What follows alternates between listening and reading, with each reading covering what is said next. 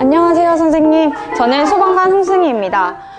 우리 예쁜 아이들 늘 잘 돌봐주셔서 정말 감사해요. 오늘은 제가 알려드릴 게 있는데 잠깐 따라와 보실래요? 우리 대피 훈련할 때 화재 발생 지점 설정부터 먼저 해야 하잖아요. 그럼 어린이집 안에서 어디에서 가장 많이 화재가 발생할까요? 어린이들만 있는 공간에서는 생각보다 화재가 발생할 만한 곳이 잘 없습니다. 오히려 선생님들께서 계시는 곳에 있는 이런 전기포트 같은 전열기구가 위험하고요. 혹은 조리실 등이 화재 발생 위험도가 높죠. 근데 화재는 언제 어디서 발생할지 정확하게 예측할 수가 없잖아요. 그래서 매달 대피 훈련을 하실 때마다 화재 발생 지점을 달리 하시는 것이 좋습니다. 거기에 따른 대피로도 생각을 해보셔야 하고요. 대피로 이야기가 나와서 말인데 원내 대피로도 딱 한 개만 정해놓는 게 아니라 다양하게 생각을 해보셔야 합니다. 그런데 또 생각만 하면 실천하기가 어려우니까 직접 대피로를 그려도 보시고 또 매 훈련 때마다 바꿔서 한번 시도를 해보시면 좋겠습니다. 화재는 언제 어디서 발생할지 모르는 거니까요. 사실 우리 아이들 데리고 현장학습 가실 때가 많잖아요. 그때도 대피로를 확보해 두시면 좋은데 그게 좀 어렵습니다.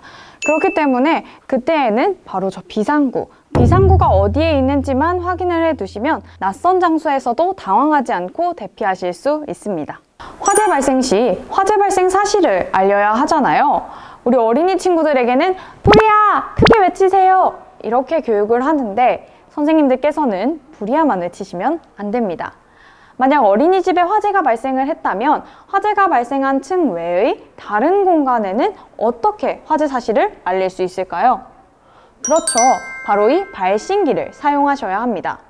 이 발신기를 훈련 때 직접 사용을 권장드리는 이유가 뭐냐면 이 발신기를 눌렀을 때 나는 경종 소리가 생각보다 굉장히 크고 시끄럽거든요. 그렇기 때문에 훈련 때 이 발신기를 사용하지 않으면 어린이들이 실제 상황에서 소리를 듣고 너무 놀랄 수가 있습니다. 그렇기 때문에 이 소리를 미리 들려주어서 이 소리가 들리면 화재가 발생한 거구나 라고 인지를 시켜주셔야 하죠. 만약 발신기가 어린이집에 없다면 유튜브 등에 검색을 하셔서 이 소리를 들려주시는 것도 좋겠습니다.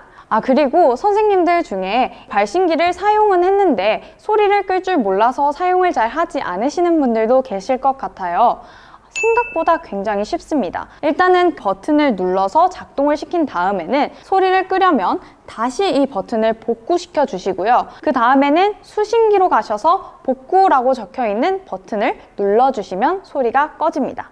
다음 훈련 때는 꼭 이 발신기를 한번 활용해 보세요. 화재다! 얘들아, 대피하자!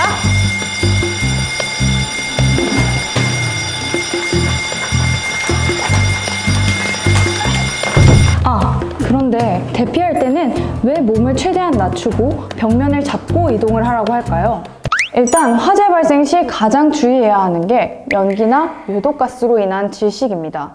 이 연기나 유독가스는 위로 올라가기 때문에 자세를 최대한 낮춰 흡입하지 않도록 하는 것이 중요합니다. 그리고 벽을 짚고 이동을 하는 이유는 만약에 화재 초기에 연기가 많지 않아서 앞이 보일 때는 눈으로 앞을 보고 대피를 하면 되지만 화재가 거세지고 연기가 다량으로 방출이 되면 거의 앞이 보이지가 않습니다. 그럴 때 오롯이 감각에만 의존을 해서 길을 찾으려고 하면 방향을 잃고 계속해서 같은 자리를 맴돌게 되는 그런 위험한 상황에 처할 수도 있습니다.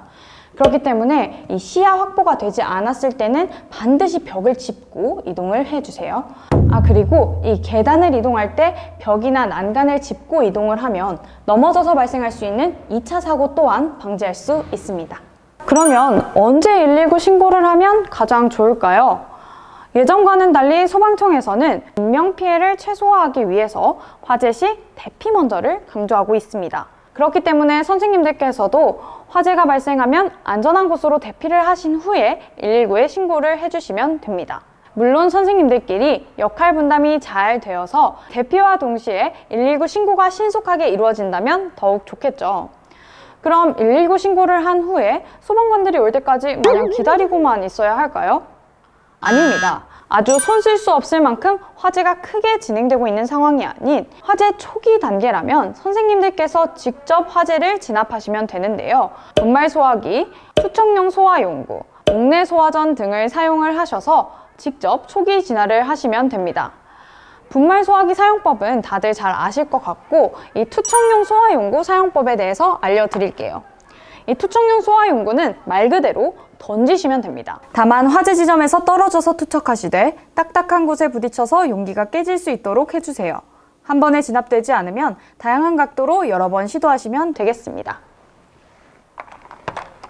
그렇다면 이번에는 옥내 소화전 사용법에 대해서 설명드리겠습니다. 이 옥내 소화전은 2인 1조로의 사용을 권장드리는데요. 문을 열어서 호스를 잡고 화재 지점까지 이동합니다. 그때 다른 한 분은 호스가 꼬이지 않도록 유의를 해주시고 이 호스가 다 전개가 되면 밸브를 왼쪽으로 돌려서 열어주세요. 호스에 물이 차기 시작하면 마찬가지로 이 왼쪽으로 호스를 돌려서 방수를 해주시면 되겠습니다. 하지만 규모가 큰 화재라거나 이 소화기나 물로 진압을 할 수 없는 성상의 화재라면 선생님들께서도 초기 진압을 시도하지 마시고 바로 대피하셔야 합니다.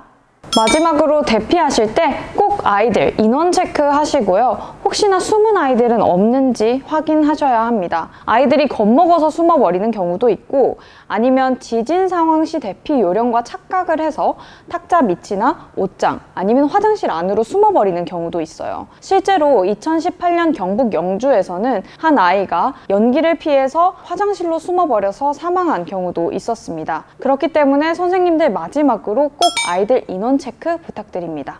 우리 아이들과 학부모님들께서는 우리 선생님들만 믿고 있잖아요. 그러니까 선생님들께서 아이들의 명예 소방관이 되어 주셔야 합니다. 선생님, 우리 아이들의 안전을 부탁해요.